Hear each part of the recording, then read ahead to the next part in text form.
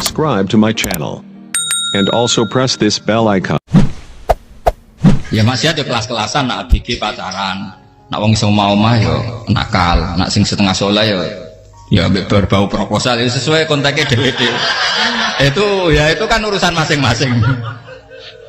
Ya itu kan urusan masing. Wae wakisabu ala wong ngene ora ana sing roh wae wakisabu ala. Rombongan wali songo, gua kangen wali songo, gua golek selisih, wawahu napa alam. Sing roh pangeran piyam, gua kangen wali, gua golek selisih margin. Niku pokoke wawahu napa alam. Al-Fatihah. Bismillahirrahmanirrahim. Ar-Rahmanirrahim. Surah Khairil Maghdubi 'alaihim waladdallin. Loh, kula itu karena hidup dengan istri saya sama anak saya. Jadi yang ngurus anak saya sendiri. Jarang kula ngurus saya dalam jarang. Ya, memang saya punya standar pakai kitab-kitab kados hikam. Saya ini merasa hidup di dunia itu sendiri. Sampai tak warai la Allah kalau kotar. Imam yang ngarang hikam itu punya resep supaya kamu seneng terus. Liyakil lama tafrahu bihi, mesti yakil lama tahzanu bihi. Usahakan sedikit sekali apa yang bikin kamu seneng, maka akan sedikit sekali yang bikin kamu susah. Jadi misalnya kulo nih, jadi kiai misalnya cari wong, ya kulo kiai wong alim, jelas nak ngalim, nak kiai rapati ya, nak ngalimnya jelas. Tapi nak kiai rapati, nah kan kiai tapi orang ngalim. Nah kulo nak daerah wong alim malah muli ya jelas. Nak kiai rapati ya, kulo rapati nurut, tapi aturan masyarakat rapati nopo. Nah sampean kiai tapi orang nopo ngalim. Ya beda.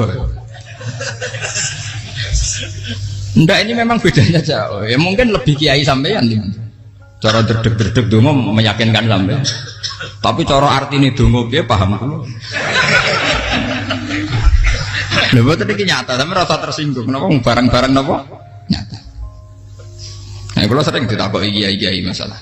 Resepnya apa jenis? Konjinan ratau susah, dal kita ratau wiridan, ratau mohon sisip. Resepnya ilmu itu gini, kata hikam. Ulama yang kayak hikam tuh pernah ngarang kitab tuh saking syukurnya, entah saking angkuhnya, terserah komentari. Kamu harus yakin bahwa di sisa hidup Anda itu tidak akan maksiat lagi. Sehingga kalau kamu ditakdir maksiat, anggap saja akhiru maksiatin kudirat alaika. Anggap itu yang Siapa yang menganggap mohal bahwa dia tidak akan dosa sampai mati, berarti menganggap Tuhan itu lemah. Karena cara berpikir kita kan bayangkan hidup itu 40 tahun lagi. Misalnya saya sekarang umur 40, bayang umur kadang 4 tahun meneh. Sampean misalnya umur selawe, bayang selawe tahun meneh. Sehingga menganggap dalam durasi ini selawe tahun kok orang maksiat kan mohal.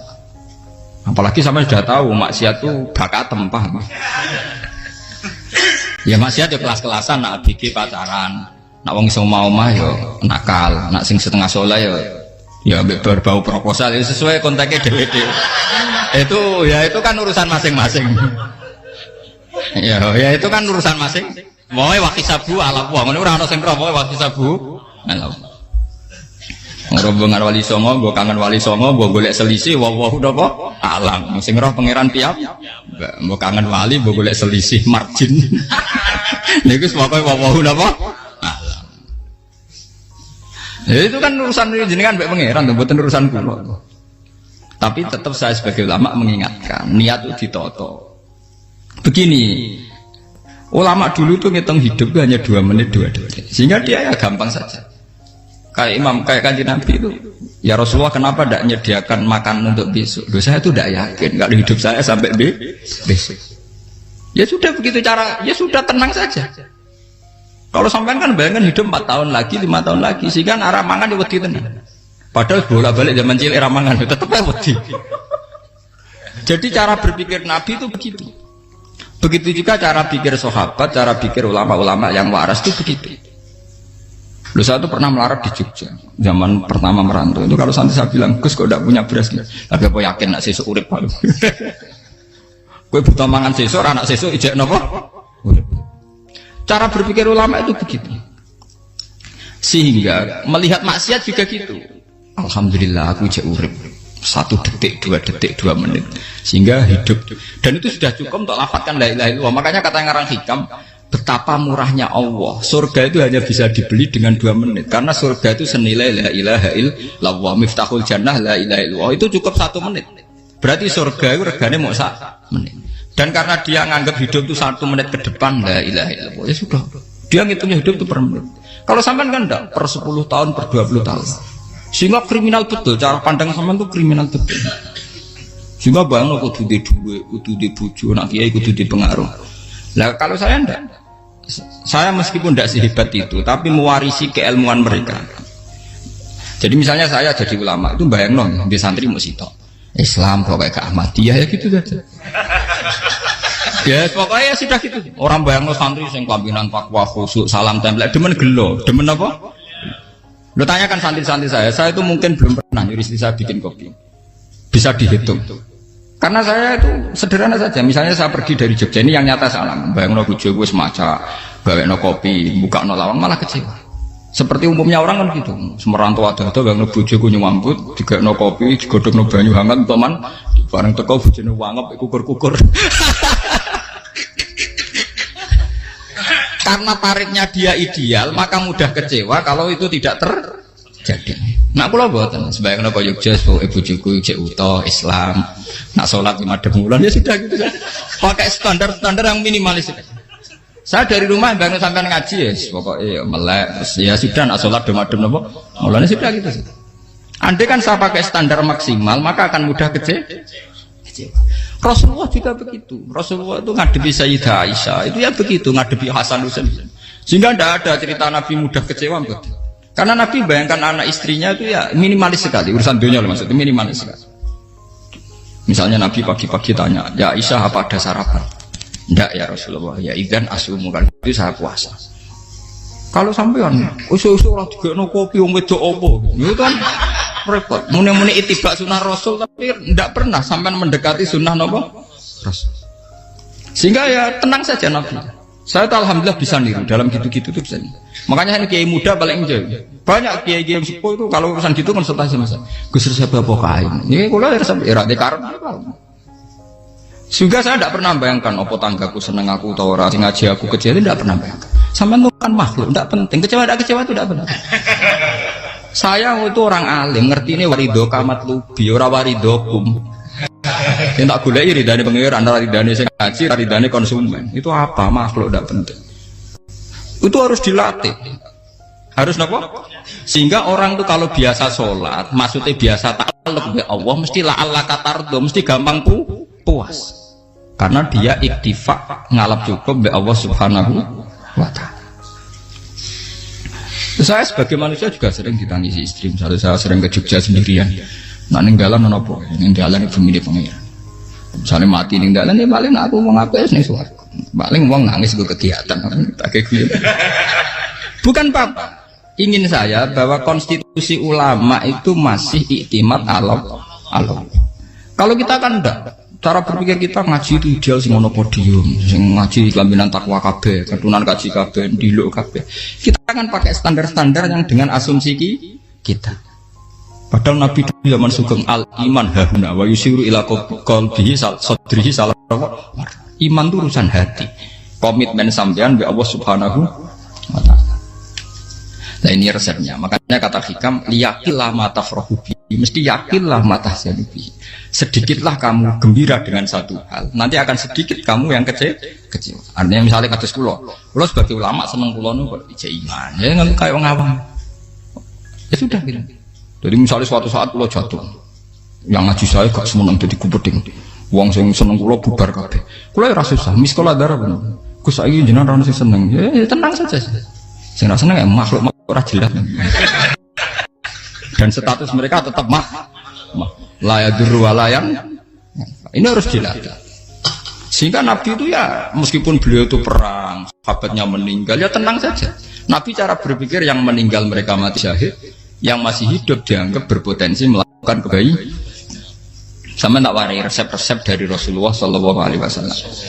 Saya ini sebetulnya memaksa, menjelaskan ini memaksa, karena saya inginnya jadi ulama yang kayak umumnya orang, tidak ideal lama. Tapi kan saya ditegur ilmunya itu ideal, jadi terpaksa saya jelaskan. Tapi kalau perilaku saya tidak akan ideal. Soalnya ngawur, saake mari hufuri pengiran nganggur bolak balik cerita. Ada seorang wali, karena dia wali itu doa di multazam, ya Allah saya ini minta satu hal. Karena dia wali maka tidak minta uang, tidak minta jabatan, minta engkau takdir saya tidak pernah maksiat. Itu kan bagus sekali. Minta doa ditakdir gak maksiat kan ada. Dari pangeran malah Syafi'i. Fa'ena ada ukufran. Karena tahu maksiat malah sifat ghafurku tak ada kok endi. Gambarnya pangeran ini sifat ghafurku rak nganggur. Malah tidak ada orang selain Nabi kecuali ditakdir tahu maksiat. Dan sifat ghafuri pangeran efektif. Paham apa? Lara sampean kan ghafure kok nggo kabeh. Dadi karek sadidul iqab. Karena maksiate sampean sering. Jadi sifat ghafure wis berlaku aktif. Saya karek nunggu sifat sadidul iqab. Paham ya? Itu beda dengan wali-wali. Sifat sadidul iqab mau aktif mereka tidak punya malah pangeran bingung dah kok sifat ghafure. Apa rada kok ghafur atau dosa didakoki sadidul iqab gak tahu maksiat. Jadi pangeran malah sing bingung. Nak kowe ora tau maksiat ghafur kok tak dakoki. Kok ora tau maksiat wong iku ora tau apa? Didakoki sadidul iqab gak mungkin atau maksiat. Lah pangeran ape dakok ghafur kan syaratnya dosa sik. Sampean kan walian. Ghafure wis dientekno. Keseringan kepake, paham ya? Karek nopo? Karek sadidul iqab. Ya itu memang standar Tuhan. Semua Quran itu kalau nyeritakan gitu. Nabi ibadi anni anal ghafurur rahim. Kaulaku ceritani aku ghafurur rahim, tapi yo ceritani wa anna adabi wal adabul alim. Jadi Nabi ibadi anni anal ghafurur rahim wa anna adabi wal adabul alim. Kalau Nabi Ibrahim, Nabi Muhammad inna rabbaka lasariul iqab. Pangeran cepat nyiksane, tapi wa innahu laghafurur. Jadi dua sifat ini pasti aktif. Dan tentu ulama itu senang sifat ghafur itu ya meskipun aktif, tapi mereka tidak pernah ngambil fasilitas sifat apa? Kula baleni malih. Sehingga kayak Sayyidina Umar radhiyallahu anhu ketika beliau pertama jadi khalifah, ini cerita di kitab Hayati Sahabat. Pertama dia jadi khalifah, orang mengira dia akan ngomong hal-hal yang besar, visi besar tentang negara, visi besar tentang izzatil Islam wal muslim.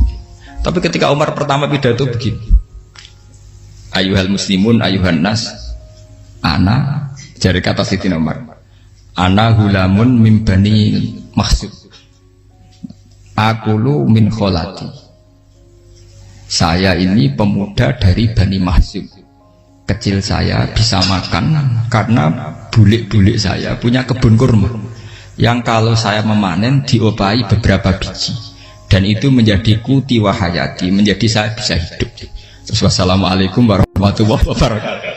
Orang itu penasaran semua. Orang jadi khalifah pertama dibendem jadi amirul mukminin, pidatonya ngenang masa kecilnya ra kelar mangan, kelare mangan mergo buruh bulike. Paham ya? Ngondoh kurma terus dikai tamarotin, beberapa kurma sing dadekno iso dan itu saya pakai sampai ketemu Allah Subhanahu wa taala saya pakai. Misalnya sekarang saya mulya, misalnya kalau dibilang mulya ya ana sing nyucup, ana sing husnudzon, ana sing hormat macam-macam sawangane. Itu bodoh sekali kalau saya menikmati itu, bodoh sekali. Paling banter nikmati dicucup dihormati itu apa? Tapi kalau nikmatnya bisa makan saat itu tuh nyawa. SBY jadi presiden prestasi, Gus Dur jadi presiden prestasi, tapi umpama presiden tetap mangan. Prestasi tertinggi adalah bisa makan selisat dirumki gojogonyo. Makanya Umar mengingatkan, sebetulnya nikmat tertinggi saya itu tidak saat saya jadi khalifah, saat itu kok aku iso mangan, coro gak aku mati.